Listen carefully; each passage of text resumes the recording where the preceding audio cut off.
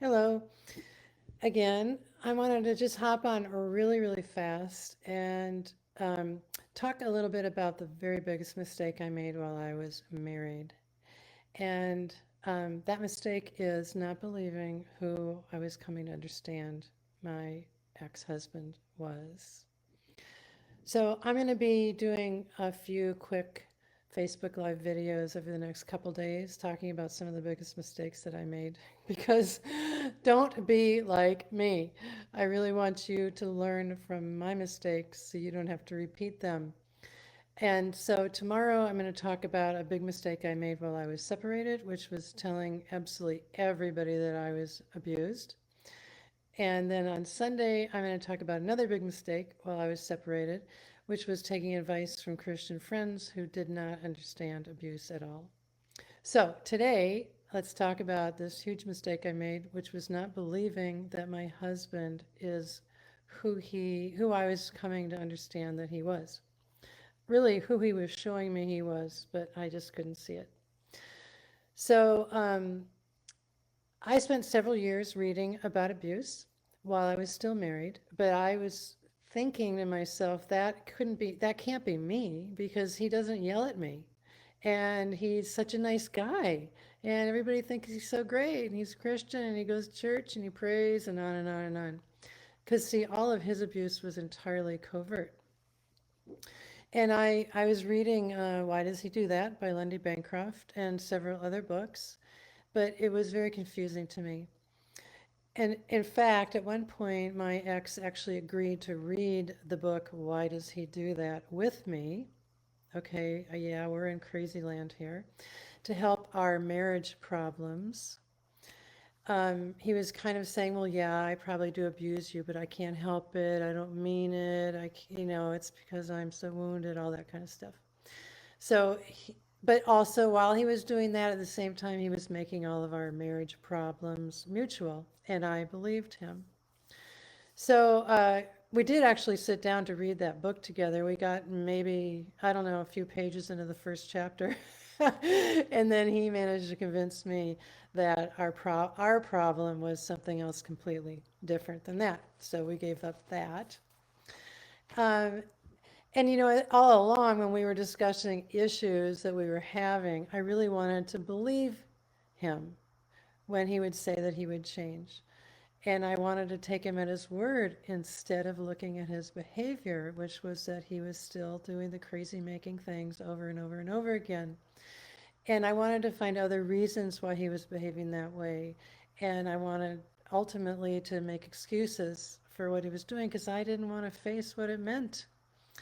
And so, I was, oh, he must be hurt as a kid. Because, he loved to play the victim and talk about his sad childhood. Or I'd say, oh, he must have Asperger's. That explains it. Or I'd say, maybe he has intimacy anorexia. I was looking, just grasping at straws, and because I didn't want to face what was really, really true. So don't be like me. Don't grasp at straws. Don't look at for excuses. Don't find other reasons. Look at his behavior and believe what you see. So anyway, after all this stuff, with all that confusion, I finally did discover covert abuse. And when I started reading that, and I read my most favorite book about abuse in sheep's clothing by Dr. George Simon, all the pieces fell into place. But it was life-shattering to face the truth of what I was dealing with. And that's why I focus so much on the sneaky, covert, hidden tactics of abuse on my website, because I don't want you to go through the years of confusion that I went through. And if you're still trying to figure out if he's abusing you, please take advantage of the articles on my website. In fact, there I am going, oops, that's not it. I'm going to put in the link to my website. Okay, let me get the link here. And then I will keep talking. All right, uh, so since this time of confusion and not believing he was who he was showing me he was, I've come to understand that there are a lot of traits that I have and that almost every single one of us have that really make us vulnerable to abuse, but these are really, really good traits.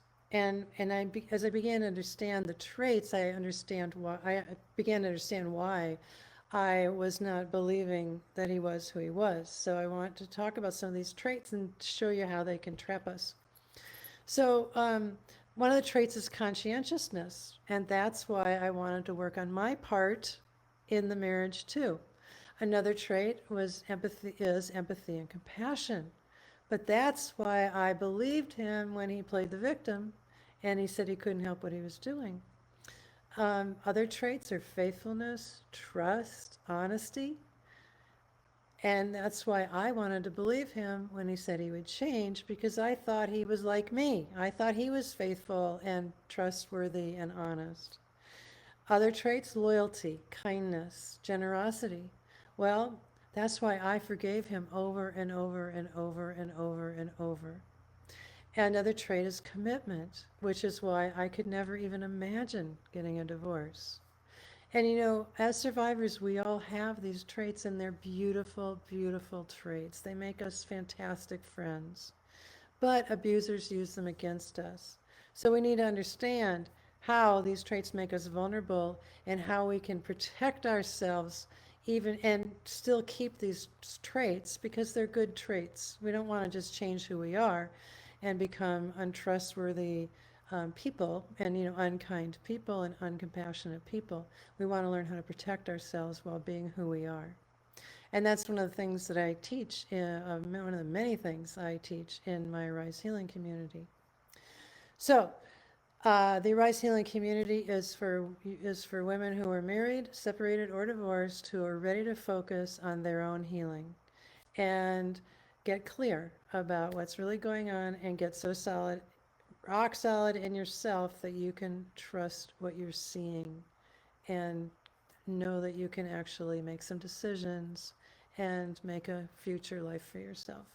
I'll give you the link to that, um, to the waiting list. If you are not on the waiting list, you can get on the waiting list, and I will send you a link to join when it opens up. So that's all I wanted to say. I will just sign off, make this really, really quick, and I will be back here again tomorrow at the same time to talk about one of the biggest mistakes I made when I was separated, which was telling absolutely everybody in my life that I was being abused. And I can tell you it did not go well. Okay, I'll see you tomorrow.